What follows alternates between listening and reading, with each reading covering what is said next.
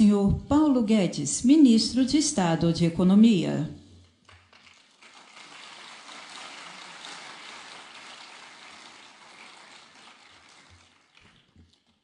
Boa tarde a todos.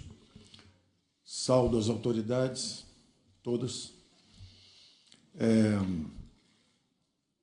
Agradeço, inicialmente, à minha família e ao presidente pela honra de me ter indicado para o cargo. Esse agradecimento vem após um longo período de convivência em que eu sou testemunha do imenso patriotismo, determinação, sinceridade e integridade do nosso novo presidente. É uma honra trabalhar sob essa inspiração de dedicação e senso de missão. Agradeço a todos que participaram também da transição, a minha equipe que está chegando agora. Foram todos 100%. E minha primeira observação é que isso vai ser uma construção conjunta. Não existe o superministro. Não existe alguém que vai consertar os problemas do Brasil sozinho. Isso é uma construção onde os três poderes terão que se envolver. A imprensa, que é o quarto poder, tem um papel fundamental no esclarecimento das questões que estão à frente. E eu acho que não há motivo nenhum para dúvidas, angústias, incertezas a respeito de que será o futuro, porque nós temos uma democracia resiliente e que está sendo testada há 30 anos, com eleições a cada 2 anos, impeachment à esquerda, impeachment à direita, a independência do Poder Legislativo. Quando o Poder Legislativo declarou sua independência fazendo esses 2 impeachments, o Executivo cometeu um equívoco sério, institucional, tentou comprar a influência parlamentar, despertou o Judiciário, que prendeu os 2, prendeu quem comprou e quem vendeu. Então, nós não temos razão nenhuma para ter dúvida a respeito da robustez, da solidez desse processo de aperfeiçoamento institucional que nós estamos atravessando. A única coisa que houve foi uma mudança de eixo. Depois de 30 anos de aliança política de centro-esquerda, há agora uma aliança entre conservadores, em princípios e costumes, e liberais na economia. É uma centro-direita. E a nossa democracia estava capenga sem isso. É importante que haja isso. E é esse o grupo que está com essa visão para os próximos anos. O diagnóstico é muito simples, foi elaborado aqui, eu quero enfatizar, porque é importante, o teto de gastos foi fundamental exatamente por isso, porque a dimensão fiscal foi sempre o calcanhar de Aquiles de todas as nossas tentativas de estabilização. O descontrole sobre a expansão de gastos públicos é o mal maior. Esse descontrole sobre a expansão de gastos públicos nós já enfrentamos sob diversas variantes. No governo Geisel, nos endividamos excessivamente em dólares para financiar a substituição de importações, programas de expansão desenvolvimentistas, e criamos uma sequência de crises cambiais. O Brasil se tornou vulnerável a crises cambiais. As digitais estão aí até hoje. Precisamos de 400 bilhões de dólares para acreditarem que nós vamos nos comportar bem. Governo Figueiredo, logo depois, conta em aberto no orçamento monetário, crédito fácil ia resolver o problema da nação, em meio ao choque do petróleo, fomos para a inflação crônica. Combatemos sintomas durante o início da redemocratização. Primeiro, congelamos preços, que era apenas um sintoma, aceleração de preços era um sintoma do fenômeno inflacionário. Depois, congelamos ativos financeiros. Tivemos 2 surtos hiperinflacionários. De novo, o excesso de gastos em relação à capacidade de arrecadação da economia brasileira. Então, é o mesmo fantasma que aparece em diversas variantes. E sempre o descontrole de gastos, que era em torno de 18% do PIB há 4 décadas, e subiu monotonicamente, sem interrupção.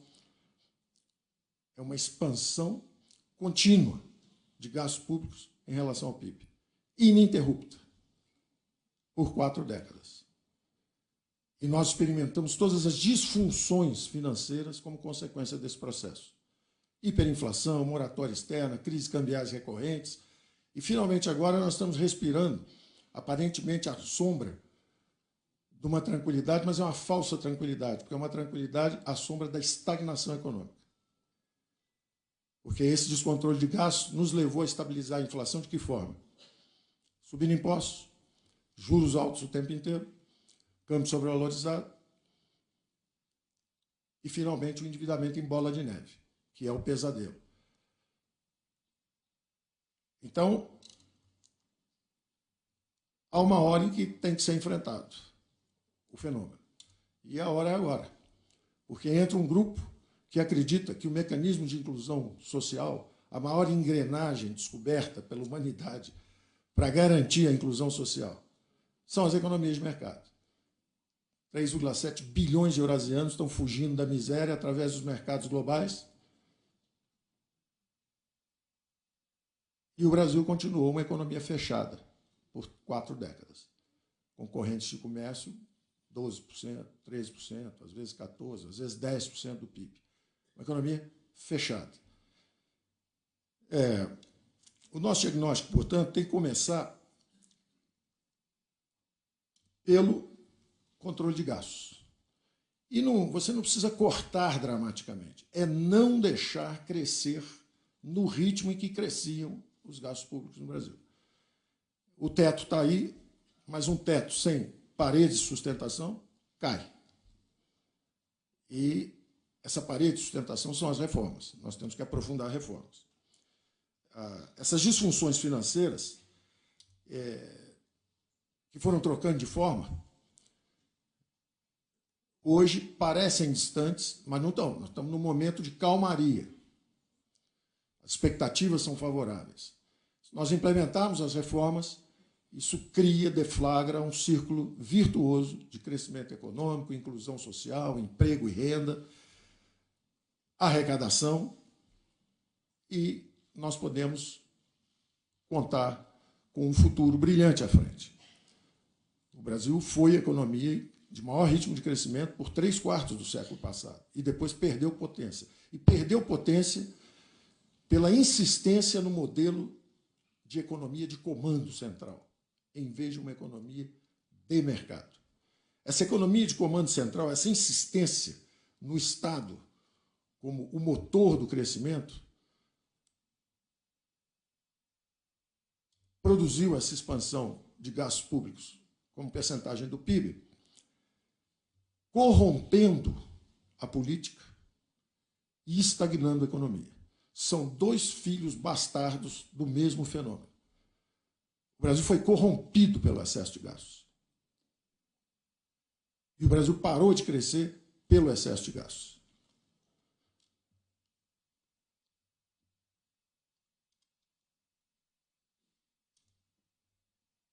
A reforma do Estado é, portanto, a chave para a correção desse fenômeno.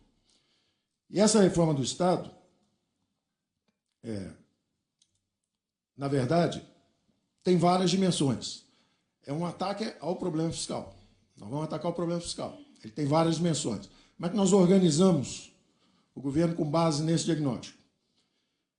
Quando você examina os gastos públicos, já que temos que controlar a expansão de gastos públicos, o primeiro e maior é exatamente a Previdência. A máquina do governo virou uma gigantesca engrenagem de transferências perversas de renda, em todas as suas dimensões. Se for aos bancos públicos, tem campeão nacional, pegou empréstimo, e não a pequena e média. Não foi para o microcrédito que os bancos públicos se perderam.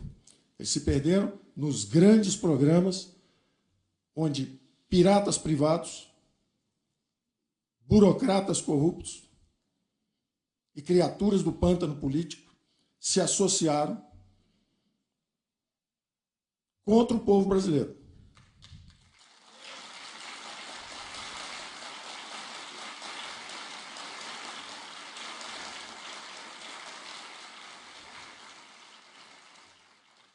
O Estado gasta muito e gasta mal quando você examina os gastos. O Estado que devia ser eficiente, podendo gastar menos, chegou a gastar 45% do PIB. E quando você examina a qualidade dos gastos, você vê que gasta mal. Gasta um plano Marshall por ano com transferência de renda para rentistas. Algo errado em si? Não. Se o governo precisa se endividar, não controla seus próprios gastos, dá aumento generalizado de salários, aposentadorias para quem já tem estabilidade de emprego, aposentadorias generosas, fabrica desigualdades no sistema previdenciário, transfere renda perversamente e se endivida em bola de neve para financiar isso. Esse governo age como se não existisse amanhã, se endivida e transfere essa renda para frente. O Brasil gasta 100 bilhões de dólares por ano. O Brasil reconstrói uma Europa por ano, que é um plano Marshall, por isso. O que vamos fazer a respeito? O Banco Central é que manda nos juros, ele é independente. O estoque da dívida está aí, e nós honramos contratos. Você tem que trabalhar no balanço da União, no balanço patrimonial da União. E aí surge uma das nossas secretarias especiais, de privatizações, desinvestimentos, desimobilizações, e o Salim Matar, um empresário de extraordinária qualidade, convocado para o governo, e vem contribuir para esse esforço de ajustamento, de correção de desequilíbrio patrimonial da União. Nós vamos vender ativos, desacelerar a dívida, talvez controlemos nominalmente essas despesas. Se a gente conseguir 2, 3, 4 anos acelerando privatizações, travar esses gastos, eles se dissolvem, porque a economia vai crescer 3, 3,5%. Com mais 3,5%, 4% de inflação, o bolo cresce. Se essas despesas nominalmente são mantidas estáveis 2, 3 anos, isso deixa de ser essa asfixia de recursos para a saúde, para a educação, para a cidadania. E o Brasil deixará de ser o paraíso do rentista e o inferno dos empreendedores. Da mesma forma, a Previdência. Eu estava até dizendo que o primeiro e maior de todos os gastos é com a Previdência, que é atualmente uma fábrica de desigualdades.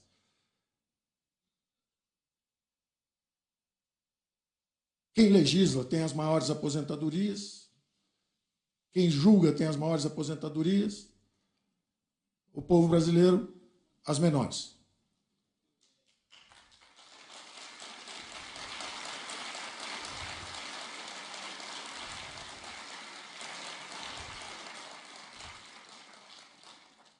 Nós vamos ter que fazer uma reforma da Previdência. Quem faz?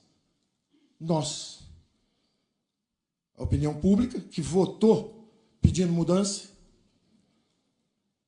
O Legislativo, que tem que aprovar uma emenda constitucional. O Judiciário, que vai avaliar a constitucionalidade da emenda. A opinião pública mobilizada.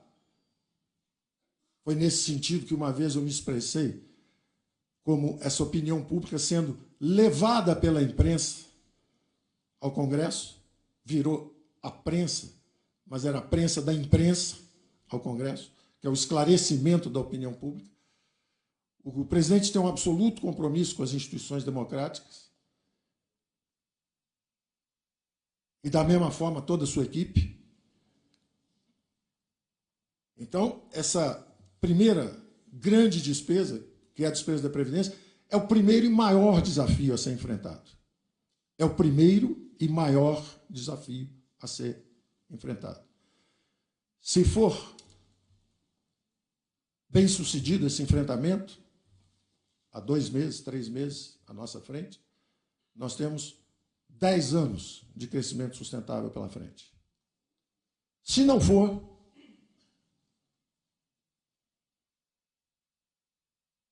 temos sugestões também. Porque como as despesas estão indexadas, todas, 92%, 93% do orçamento da União está indexado, e indexado as coisas que não são as prioridades da população brasileira, porque estão indexados a generosas aposentadorias futuras,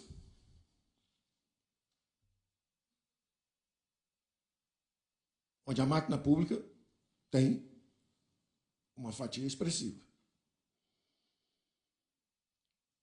Aos excelentes salários, bem acima também do restante da população, onde a máquina pública tem uma fatia expressiva. E o passado, que são esses juros de dívida, que são as digitais de equívocos, de falta de coordenação entre monetária e fiscal, falta de apoio fiscal à tentativa de combate à inflação, combater a inflação expandindo gastos públicos, é um crime contra a geração de emprego, contra a geração de renda e contra as classes desfavorecidas. Daí, transformar o país num paraíso dos rentistas. Se isso falhar, nós temos uma PEC também. Porque essas despesas vão se chocar contra o teto. E você vai ficar fora da Constituição. A lei será quebrada. E aí você tem que escolher. Ou você segura o teto, desindexa, desvincula e desobriga todas as despesas e receitas da União, ou seja, você reabilita a classe política brasileira. Ela tem que sair e lidar com a crise. Ela tem que fazer as escolhas. Hoje ela não faz as escolhas. Hoje a classe política observa e, na verdade, por algo que aconteceu que teve mérito num ponto da história. Nós tivemos 30 anos, 20 anos, durante o regime militar, de gastos em infraestrutura. Telebrás, Eletrobras, Siderbras, Portobras, Nuclebras, gastos com infraestrutura física, máquina, equipamento industrial, instalações. Era natural que uma democracia emergente tentasse se proteger orçamentariamente, carimbando os orçamentos e dizendo saúde e educação, agora é capital humano. Só que isso foi há 30 anos atrás. Será que a classe política já é madura o suficiente para assumir o protagonismo? Para assumir o comando do orçamento da União? Votar mais saúde, mais educação? Pode ser até mais do que está hoje indexado. Mas corta onde? Diminui os subsídios? Não somos uma fábrica de desigualdades? Não temos subsídios, não temos 300 bilhões de desonerações fiscais, de gastos tributários? Não temos isenções? Cortem em algum lugar. E deem os recursos para a saúde e educação. Agora, isso é um pouco à frente se não funcionarem as proposições de reformas. Se elas não funcionarem, você tem que lançar uma PEC dizendo o seguinte: vamos desobrigar, desvincular e desindexar todas as receitas, todas as despesas da União. E se nós fizermos isso, o mais interessante é que não só a classe política se reabilita no sentido de assumir o orçamento nacional, que é a função legítima de uma classe política, porque hoje ela está sob crivo da opinião pública, criticada por quê? Muitos privilégios e poucas atribuições. O resultado dessa eleição foi o quê? Foi um recado em alto e bom som, dizendo o seguinte: os senhores têm muito privilégio e poucas atribuições. Não estão conseguindo ajudar o suficiente o país. Então, isso é uma conclamação, é um pedido de ajuda. Eu estou fazendo um pedido de ajuda. Se a gente aprovar uma reforma importante como essa que está à frente, nós temos aí 10 anos de crescimento à frente garantido. Se não aprovarmos, nós temos que dar um passo mais profundo ainda, dizer o seguinte: olha, agora ou desindexa tudo, desvincula tudo, ou não há solução. O bonito é que se der errado, pode dar certo.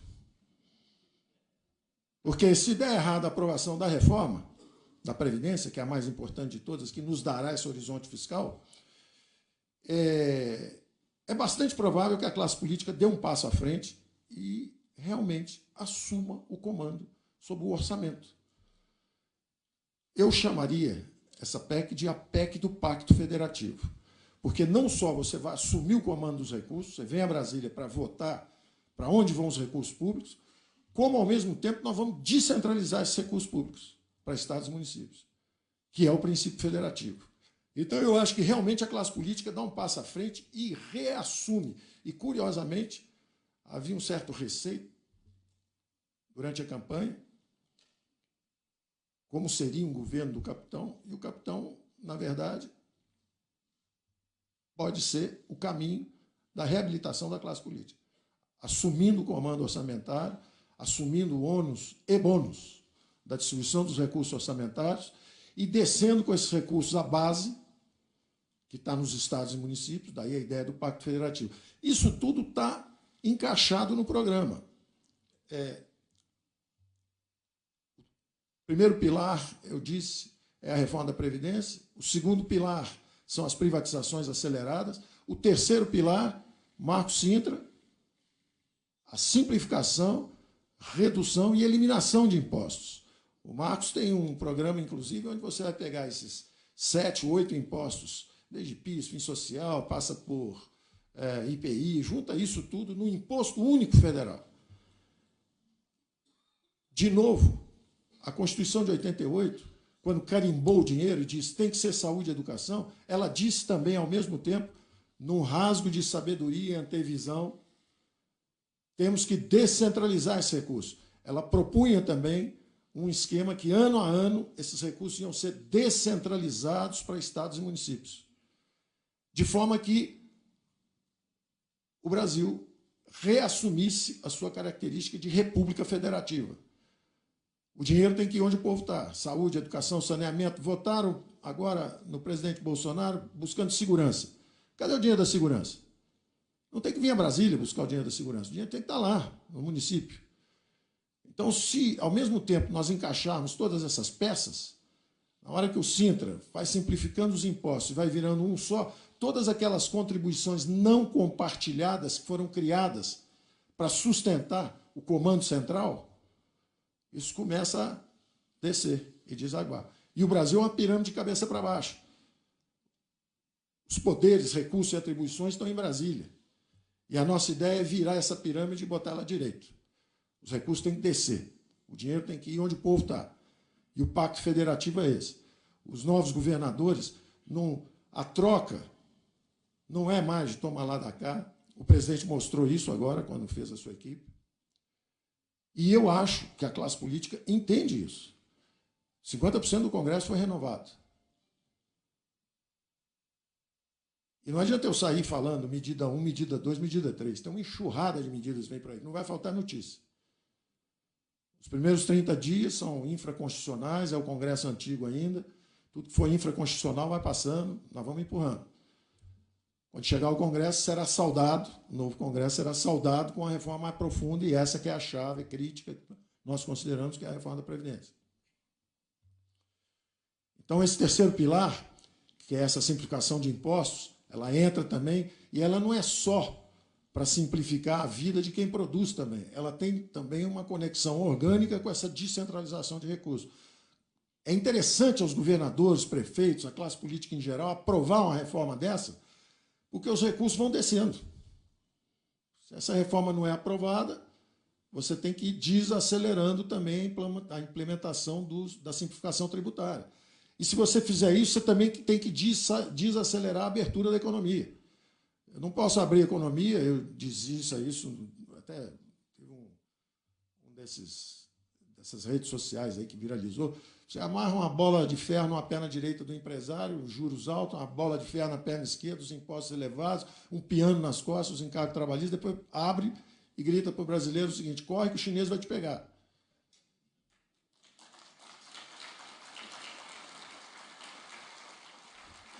Não é razoável. Não é razoável. Então, nós queremos implementar isso numa velocidade que seja sincronizada. Então, não tem nada de superministério. Na verdade, é só para a gente poder cantar a mesma música. E daí eu ter chamado os Chicago Oldies, porque eles conhecem essa canção.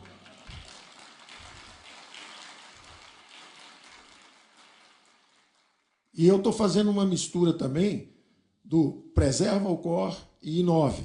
Então, tem vários dos excelentes.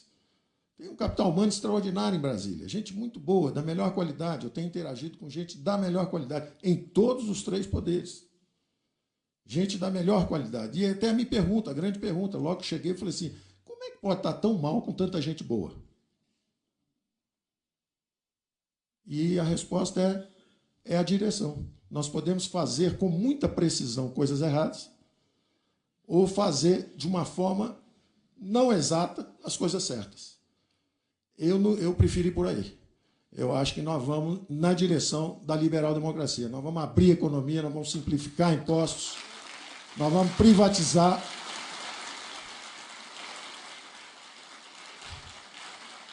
Nós vamos descentralizar os recursos para estados e municípios e nós vamos apoiar a área social, porque os Chicago Olds nunca tiveram só essa face da estabilização, do regime fiscal e monetário, câmbio flexível, Banco Central independente. Eles sempre tiveram a outra face também do capital humano. A importância de investimento em saúde e educação, o voucher educação, o foco de 0 a 9 anos. É aí que o cidadão é formado ou se perde. É o ser humano que é formado de 0 a 9 anos. Então, essa ênfase, de um lado, dos conservadores na família, na importância de uma educação adequada, etc. Do lado dos liberais, a ideia de investimento maciço em capital humano é transformadora, é libertadora. Eu estou aqui com o meu também, Afife, que em 89 foi candidato a presidente por um partido liberal, com uma reforma liberal. Eu acho que eu era inconsequente o suficiente para fazer tudo em 6 meses. Hoje eu acho que vai levar um pouco mais de tempo. Mas era já o caminho da prosperidade. Ele, interessantemente, também já tínhamos uma visão de que o eixo de crescimento do mundo podia se inclinar para a Ásia, onde está hoje. E eu acho que o presidente Bolsonaro, em todas as interações que eu tenho, tem sido muito contundente em dizer, Paulo, nós temos que fazer o que é melhor para o povo, nós vamos fazer, o povo vai nos apoiar, vamos fazer o que tem que ser feito. Afinal de contas, ele não enfrentou essa odisseia isolado, no início, politicamente isolado, contra o establishment, destemido, botou em risco a própria vida, sabia disso, disse algumas vezes isso. E enfrentou tudo isso para mudar, não é para ser reeleito. E reafirma, cada vez que estamos conversando, estou pensando no futuro e nas futuras gerações, e não nas próximas eleições. Vamos avançar no que tem que ser feito. Então, eu acho que, terminando, nós temos a reforma da Previdência, nós temos as privatizações, nós temos essa simplificação tributária, impostos, redução, na verdade é um programa de substituição de impostos, mas com o compromisso, olhando lá para frente, o ideal é que nós tivéssemos 20% do PIB como carga tributária, porque acima disso é o quinto dos infernos. O Tiradentes morreu por isso.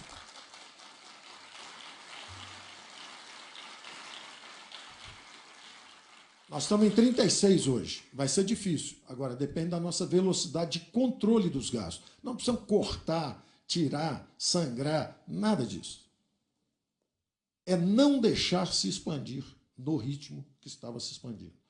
Porque com um crescimento de 2 anos seguidos, mais a inflação aí está em torno de 4, 3,5, 4 também, o bolo cresce 15, 16, quase 18, pronto. Se a gente conseguir controlar isso nominalmente 2 anos, o trabalho está feito. Se não conseguimos e batemos no teto, lançamos a PEC, do Pacto Federativo. E aí é muito simples. Basta o governo não fazer nada. Se não fizer nada, consertou. Porque o bolo cresceu quase 20%. Então, na dúvida, não perturbem, porque já está consertado. Nenhuma crise dura mais do que 1 ano e meio. Nenhuma crise, num orçamento dessa forma, dura mais do que 1 ano e meio. Porque 1 ano e meio o bolo todo cresceu 10%, 12%, 15%, acabou. Não tem mais nada para fazer, bastou ficar em dúvida. Ficou em dúvida 1 ano e meio? Porque, na dúvida, repete o orçamento do ano passado. Na dúvida, repete o orçamento do ano passado. Acabou a crise.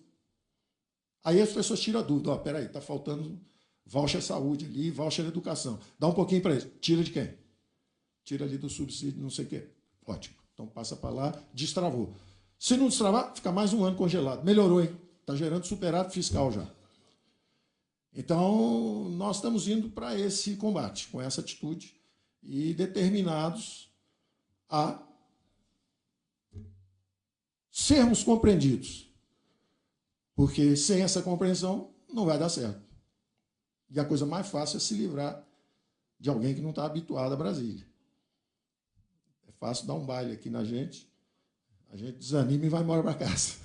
Vai ser difícil, mas no fundo é sempre fácil.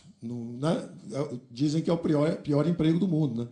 Então já tem uma certa prática em fazer esse tipo de sacrifício. Mas é alguém que tem resiliência e está disposto ao combate, porque é um bom combate para a melhoria do país.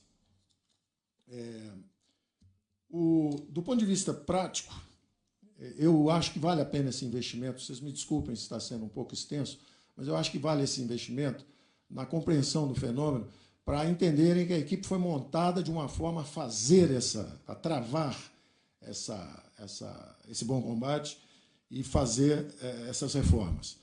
É uma reforma do Estado.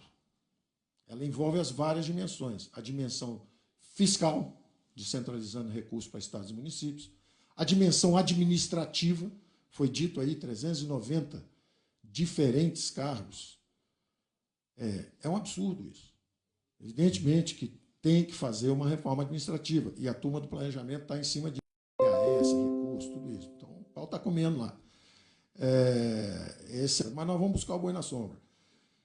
A pergunta que o presidente faz é a seguinte: nos últimos 30, 40 anos, todo mundo está perguntando o que o Brasil pode fazer por mim, o que o Brasil pode fazer pelo grupo corporativo A, o que o Brasil pode fazer. A pergunta do presidente é o seguinte: o que nós podemos fazer pelo Brasil? É uma pergunta que um famoso presidente americano também fez quando entrou.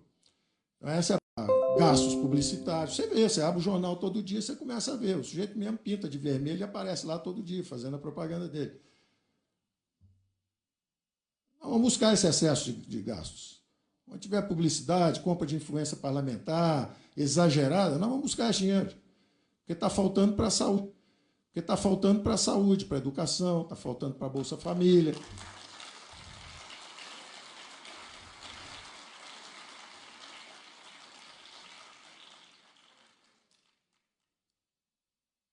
Os bancos públicos, da mesma forma, temos nossos programas lá. Nós vamos descobrir valores lá dentro. Tem valores excepcionais. E a minha equipe, o Pedro Guimarães, Rubem Novaes, eu vou falar do Castelo Branco, mas ele está sob outra gestão, do Bento Albuquerque, que é um excelente ministro também de Minas e Energia, mas é uma turma que está preparada, o Levi, para o BNDE, é uma turma que está preparada para buscar esses recursos, trabalhar assim. Do BNDE, por exemplo, nós queremos o dinheiro da União de volta. Nós queremos despedalar. Queremos os 500 e poucos bilhões que foram dados. 300 já voltaram, só faltam 200.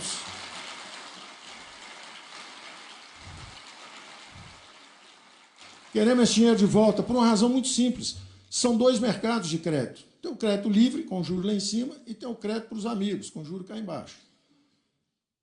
Na hora que você emite dívida, empurra esse juro para cima e dá o crédito do lado de lá, você, na verdade, está apertando e fazendo o que nós chamamos tecnicamente do crowding out. Você está expulsando os investimentos privados e premiando os rentistas. Devolve o dinheiro, BNDE. Encolhe um pouco o seu balanço. Nós pegamos esse dinheiro, retiramos dívida em circulação, irrigamos justamente esse mercado que estava com o dinheiro apertado, e a vida fica um pouco mais difícil para quem vivia à sombra do Estado. E é isso que tem que ser. Nós vamos desestatizar o mercado de crédito.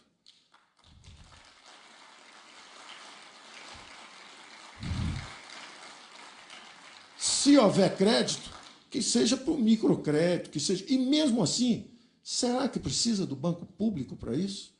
Ou será que a forma tecnicamente correta é você fazer o orçamento da União, colocar o subsídio lá, aumentar a competição bancária, brutalmente, porque nós temos tudo seis. Nós temos 6 grandes empreiteiras, 6 grandes bancos, 6 grandes... Tudo aqui no Brasil é meia dúzia. Meia dúzia, 3 ou 4, que comandam os orçamentos públicos. A eleição do Bolsonaro está dizendo o seguinte, agora é o contrário. Esse dinheiro não é lá para cima, esse dinheiro é lá para baixo.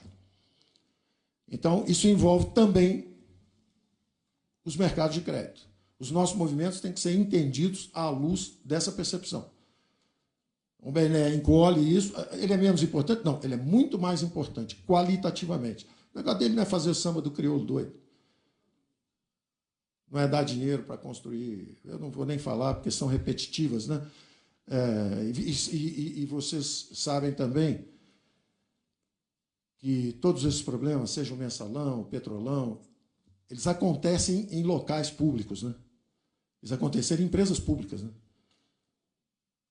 Então, e esse é um questionamento também da população brasileira para esse excelente grupo que eu encontrei em Brasília, que é o seguinte: lá embaixo estão perguntando onde estávamos enquanto o Brasil era saqueado. Onde estávamos? Somos bons. Cedemos? Nos perdemos? A teoria econômica diz que sim. O poder absoluto corrompe absolutamente. Quanto maior o grau de intervenção na economia, menor a taxa de crescimento, maior o grau de corrupção. Quanto mais fechada a economia, maior a venda de favores. Quanto mais impostos, mais subsídios e mais favores oficiais. E se os impostos forem altos, você vai ter, ao mesmo tempo, fenômenos extraordinários, que é o seguinte: desonerações, 300 bi. Esses são os que conseguem, tem lobby.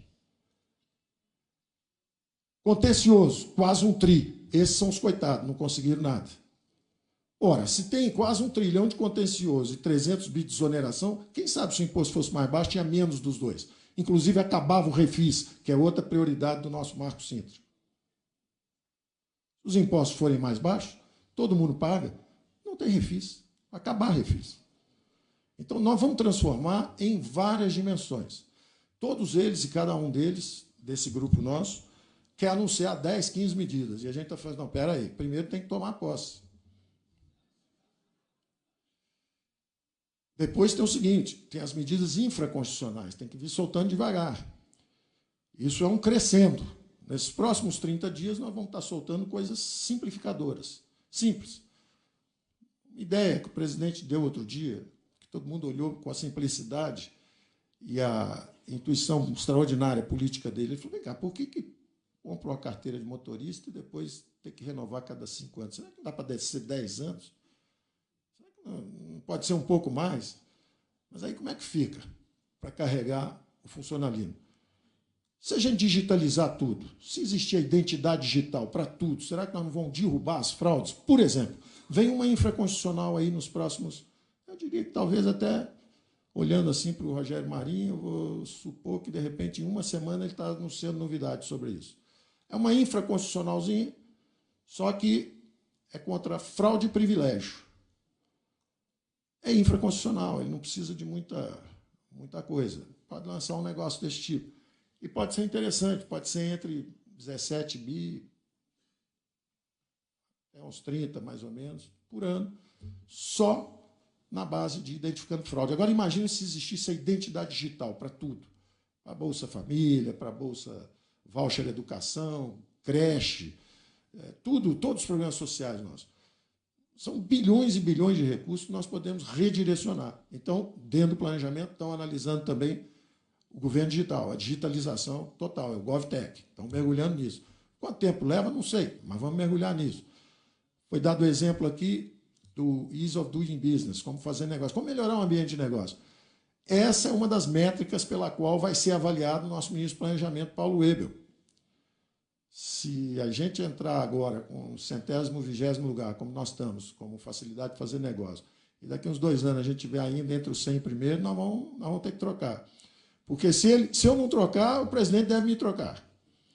Tá certo? Então, é meta, tem que ter meta. O Salim tem meta. O Salim vai entrar, já vai anunciar logo. Ó, vou fechar o trem-bala, vou fazer não sei o que lá, no primeiro ano vou vender tantas, no segundo ano vamos pensar. Todo mundo tem meta, todo mundo vai correr atrás.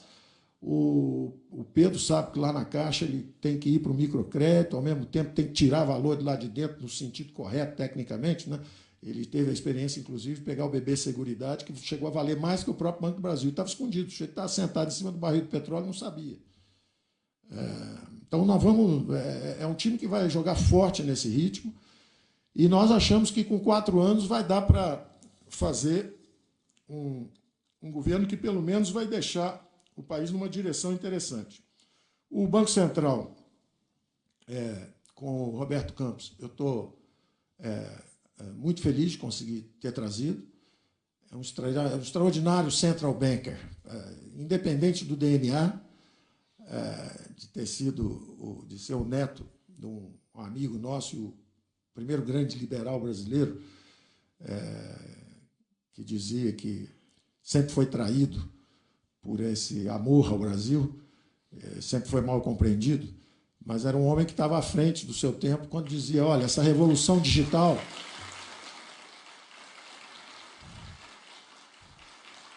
essa revolução digital de informática, tudo isso, na verdade, na época era informática, agora, mais recente, é digital. Na época era informática. E ele dizia, olha, nós vamos ficar atrasados, porque a indústria toda vai usar a informatização, tudo isso vai avançar, e nós estamos aqui impedindo a absorção dessas novas tecnologias. O Marcos Troillo, que é o homem responsável pela nossa abertura da economia, sabe que, e diz sempre também, que a abertura é tridimensional. Nós vamos abrir comércio de bens e serviços, mas estamos de olho também nas novas tecnologias e estamos de olho também nos investimentos diretos.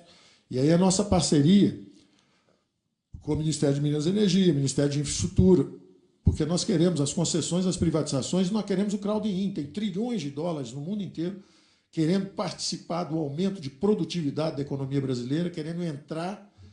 E nós com uma dificuldade enorme em desregulamentar, uma enorme dificuldade em desregulamentar, em aceitar o capital de fora para acelerarmos o crescimento econômico. E principalmente nessa área, porque se o nosso governo está sendo transformado, se era um governo que fazia infraestrutura durante o governo militar, e ele vai ser transformado num governo segundo o Pacto Federativo, esse é o algoritmo de transformação. Como é que transforma de um regime politicamente fechado, que investiu em infraestrutura, num regime politicamente aberto que descentraliza recursos para estados e municípios, e esse dinheiro, então, vai para a área social, para a saúde, para a educação, para a segurança.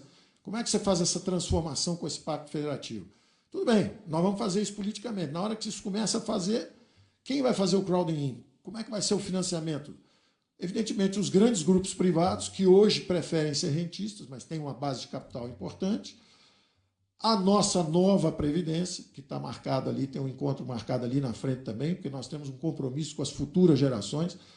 Nós temos que libertar as futuras gerações desse regime trabalhista previdenciário que nós temos hoje.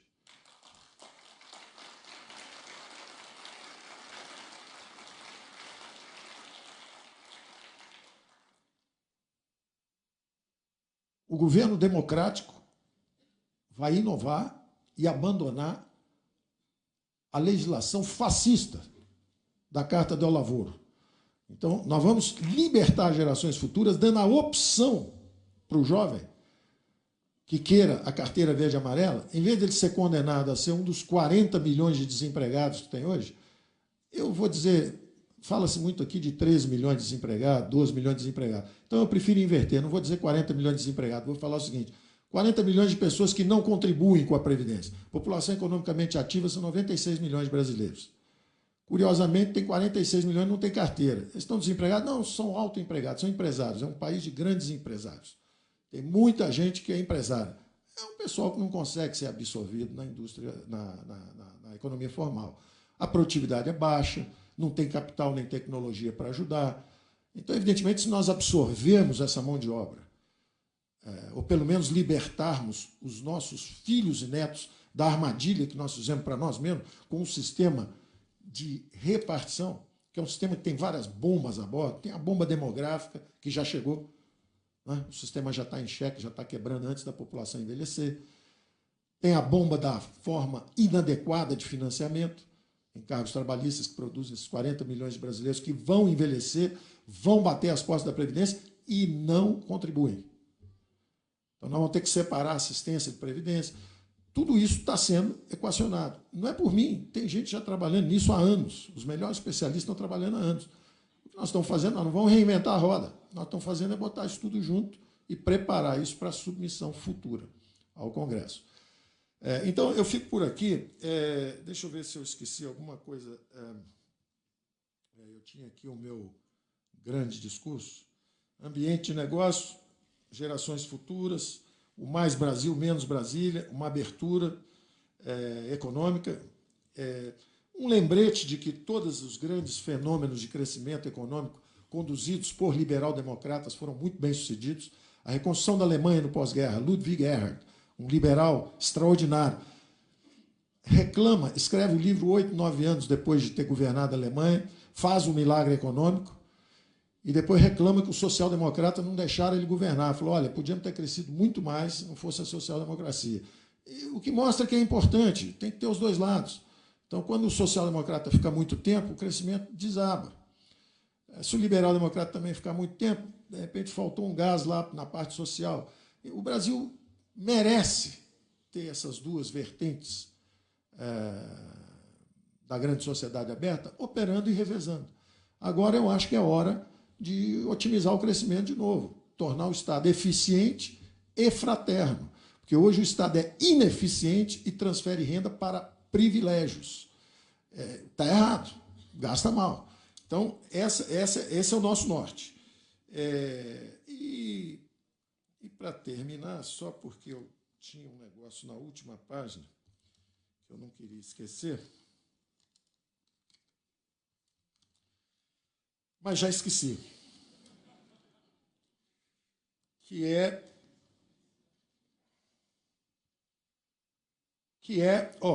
era só o seguinte, eu estava dando os exemplos dos países que deram certo. Então, foi o pacto dos liberais democratas na Alemanha, na reconstrução da Alemanha, foi um fenômeno extraordinário, depois exibido nas vitrines socialistas, depois que teve um crescimento extraordinário e a Alemanha se reconstruiu, e virou uma economia dinâmica, recuperou a dinâmica de crescimento, aí aparece a social-democracia, começa a dividir aquilo, tudo bem, bota a lojinha lá, inaugura e entrega o que foi produzido antes.